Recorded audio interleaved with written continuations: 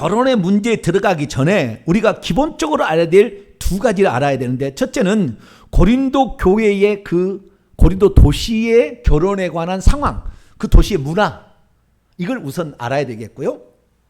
그 다음에 바울이 생각하고 있는 독실을 처음부터 끝까지 계속 장가가도 가지 말고 시집도 하지 말라는 거, 나와 같이 지내는 것이고, 이혼했으면 나와 같이 그냥 지내자. 이혼했어도 결혼하지 말고 나와 같이 그냥 지내라. 이게 계속 독실을 처음부터 끝까지 강조할 수밖에 없었던 그 이유, 그 이유를 우리가 알아야 됩니다.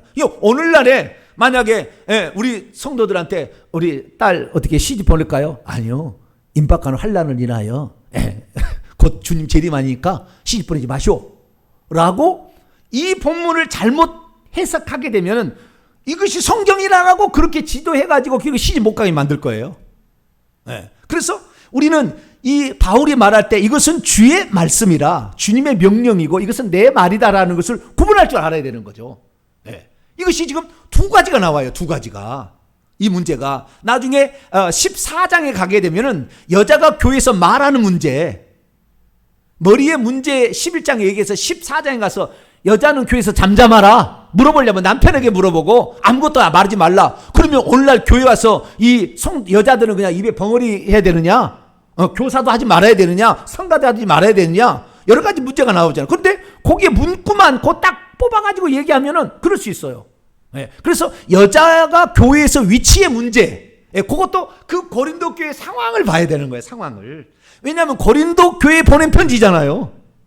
고린도 교회에 보낸 편지니까. 그래서 그 상황을 보지 않게 된다고 한다면 그 문제만을 가지고 결국에 여자가 감히 장로가 돼, 여자가 목사가 돼 하고, 지금도 어떤 교단에서는 절대 안수 안 줍니다. 여자들에게. 지금도. 왜? 그것 때문에. 그 성경 그 말씀 때문에. 그대로 가는 거예요. 그래서 자기는 자기 나름대로 간다고 하지만 정확하게 그때 당시에 배경을 이해하지 못한다고 한다면 우리는 지금 시대에 주실 하나님의 말씀을 모르고 지나갈 수 있는 거죠. 그 시대는 그게 맞았지만 지금 시대의 말씀은 뭔지 모르잖아요. 저는 보수 중에서도 보수, 합동측 개혁 보수에서 대한민국 제일 큰 교회에서 제가 신앙생활을 했어요. 그러니까 얼마나 보수겠어요. 십자가도 못 걸어요, 거기는. 그 옛날에 우리나라에서 단 2개의 파이프 오르간 있을 때 1억짜리, 그때 당시에 1억짜리 단 2개의 파이프 오르간 있는 교회예요. 파이프 오르간. 와, 저는 그 성가대를 했기 때문에 파이프 오르간 연주자를 옆에서 이렇게 봤어요. 발로도 연주합니다. 발로도 그 오르간 뭐라고 그러죠? 이거 건반이 2줄 있어요. 발에도 2줄 있고요. 손에도 2줄 있어요. 파이프 오르간. 이 발로 빡빡 누르고 이렇게 베이스 다 이렇게 합니다. 이게 내 발이, 손과 발이 다 틀려서 돌아가는 연주를 하는 거예요.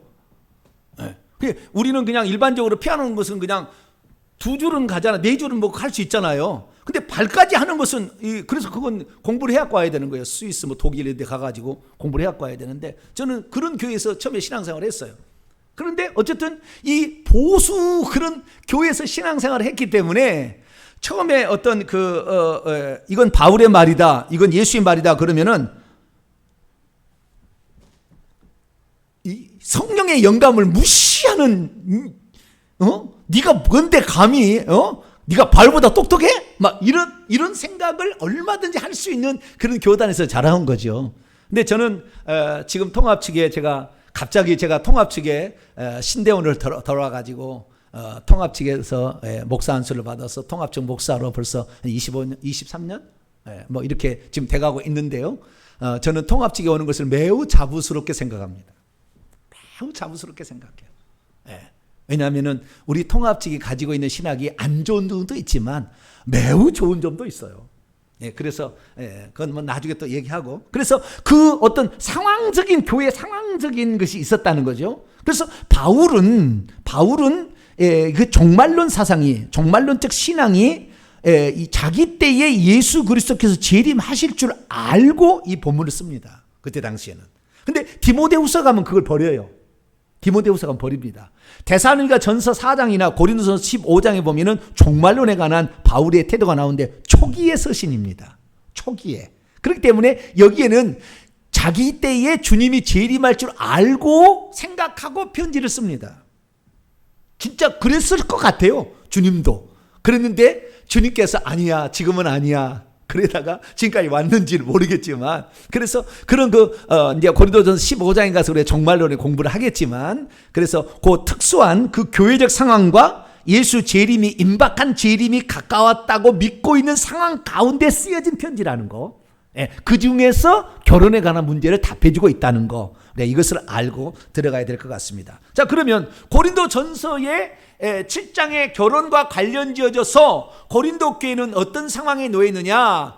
양극단이 지금 교회 밖에, 교회 말고요. 그것이 교회도 그대로 들어왔기 때문에 하는 거예요. 양극단이 교회 밖에 있었습니다. 양극단이. 양극단은 뭐냐? 극단적 금욕주의와 극단적 쾌락주의가 있었어요. 이 두 가지가 있었어요. 이 두 가지 사상은 교회에서 온 것이 아니라 헬라 철학에서 들어왔어요. 헬라 철학이라는 것은 사람을 이원론으로 보는데 영혼과 육체로 봅니다. 그리고 이 히브리적 관점에서는 하나로 봅니다. 하나로. 그걸 하나로 보는 거예요. 하나로. 그러니까 영혼과 육체를 나눠보지 않고 하나. 영혼과 육체가 분리되면 죽었다고 보는 거예요. 그렇기 때문에 하나로 보는 겁니다. 그런데 헬라적 사고는 뭐냐? 헬라적 사고는 영혼과 육체를 분리해서 보는 거예요. 영혼과 육체를. 근데 이 바울은 영혼육이라고 얘기를 합니다. 좀 달라요. 그래서 어떤 사람은 이렇게 합니다. 이 바울이 타락했다고. 헬라 철학을 갖고 들어왔다고 하는데 아니에요. 성경대로 정확히 얘기했어요. 구약의 일원론이라고 얘기하지만 다 이원론이에요. 그러나 일원론적으로 봐야 될 부분도 있지만, 그러나 이원론입니다. 자, 그러면은 헬라 철학의 이원론, 영혼과 육체, 정확히 말하면 영과 육체입니다. 혼은 빠지고요. 영과 육체로 봤는데 이 영과 육체를 이원론으로 봐가지고요. 영은 깨끗하다 이렇게 보는 것이고요. 육은 더럽다 이렇게 보는 겁니다. 영은 깨끗하고 육은 더럽다. 이것이 나중에 이제 그 영지주의로 가게 돼가지고 내 영이 구원을 받았으면 육체는 어떻게 살아도 상관이 없다. 오늘날의 구원파가 이렇게 가요. 구원파가. 나는 구원을 받았으니까 죄는 지어도 이것이 죄가 나에게 영에 영향을 미치지 않는다. 이렇게 봐버리는 거거든요. 아니에요. 이것은 이론적으로 봐야 되는 거예요. 육신이 더러운데 영이 깨끗할 리가 없어요. 그래서 그건 이론적으로 또 봐야 되는 것이고요. 그런데 그때 당시에 이 두 가지가 있는데 영은 깨끗하고 육은 더럽다. 그러니까 두 가지 사상이 나오는 거예요. 하나 사상은 뭐냐? 영은 깨끗하고 육이 더럽다. 그렇게 했을 때에 이 영은 깨끗하고 육이 더러우니까 육은 아무리 더러워도 영에는 영향을 못 미친다는 생각이 들어오게 되면 어떻게 되느냐? 어떤 죄를 지어도 상관없다는 거예요. 그래서 음행을 저질러도 관계없다는 거예요. 내 영이 깨달음을 통해서 구원을 받았으면, 내 영이 구원을 받았으면 이건 관계없다. 이게 극단적 쾌락주의로 가는 거죠. 그런데 또 한쪽은 육이 더럽고 영은 깨끗한데 이 육이 더러운 것이 결국에 영까지 영향을 미칠 수 있다고도 생각하는 쪽이 또 있어가지고 잘못하게 되면은 같이 더러워지니까 우리는 금욕을 해서 이 영이 더러워지지 않도록 잘 보존을 해야 된다. 영이 더럽혀지면 안 된다. 이렇게 하는 것은 극단적인 금욕주의로 가는 거예요. 그래서 결혼도 하지 마라. 어디 육체 쾌락을 즐겨야 되냐? 그렇게 이제 가는 거죠. 그래서 양극단이 이렇게 있었어요. 그런 상태에서 또 하나의 지금 교회적 상황이 있죠. 예수 재림이 임박했다고 지금 다 알고 있다고 말이에요. 그런데 그러면 지금 결혼을 내가 할 것이냐? 아니면 내 자녀에게 결혼을 시킬 거냐? 이 문제가 이제 대두가 된 거예요. 그러니까 물어본 거죠. 내가 혼기를 찬 내 딸을 가지고 있는데 지금 시집을 보낼까요? 마야 할까요? 바울에게 물어본 거죠. 어떤 사람은 결혼을 할까요? 말까요? 물어본 거 아니에요. 내가 결혼을 할까? 주님의 재림이 가까웠다는데 내가 결혼을 할까요? 말까요? 이렇게 물어본 거예요. 그런데 이때 당시의 교회적 상황은 예수 재림이 임박했다고 지금 믿고 있는 전체적인 상황이었어요. 이때 당시에는. 그렇기 때문에 이때 당시에는 바울이 답해 줄 수 있는 건 뭐냐? 결론은 그거예요. 임박한 환난을 인하여서 또 하나 이유가 또 나옵니다. 주의 일을 감당하는데 식구들이 딸리면은 이게 어렵다는 거예요. 왜냐하면 내가 남편을 어떻게 기쁘게 할까, 내 아내를 기쁘게 할까, 마음이 그쪽으로 쏠리니까 이게 잘 안 되니까 임박한 환난과 주의 일에 온전히 올인하기 위해서는 독신으로 지내는 것이 좋겠다라는 바울의 결론이에요. 근데 이 바울의 결론은 이 독신을 지내 좋겠다는 것은 자기의 생각이라고 얘기를 하는 거예요. 내 의견이다. 내 의견에는 그냥 이렇게 독신으로 그냥 이렇게 사는 게 좋겠다. 혹시 이혼했으면 다시 결혼하지 마라. 그냥 독신으로 사는 게 좋겠다. 이렇게 얘기를 하는 거예요. 그러면서도 뭐라고 얘기하느냐? 그러나 결혼하는 것도 죄 짓는 것이 아니고 자기 딸을 시집 보내는 것도 죄 짓는 것이 아니다 라고 얘기하면서, 그러나 이혼과 재혼에 관해서는 정확하게 딱 부러지게 얘기합니다. 이혼 절대 안 돼요. 재혼 절대 안 돼요. 규칙이. 네, 이혼과 재혼에 관하여는. 이혼은 하지 말라는 거예요. 근데 이혼을 우리가 하지 마라 그러는데 예수님께서도 이혼을 할 수 있는 하나의 조건이 하나 있었어요. 예수님 말씀은 뭡니까? 음행의 연고로. 음행을 저지르게 되면 이혼할 수 있다고 좀 이따 살펴보겠습니다. 그렇게 말씀을 했어요. 근데 바울은 이혼은 없어요. 이 본문은 이혼은 할 수 없다 해요. 그러면 이혼은 할 수 없는데 이혼을 당하는 경우는 있습니다.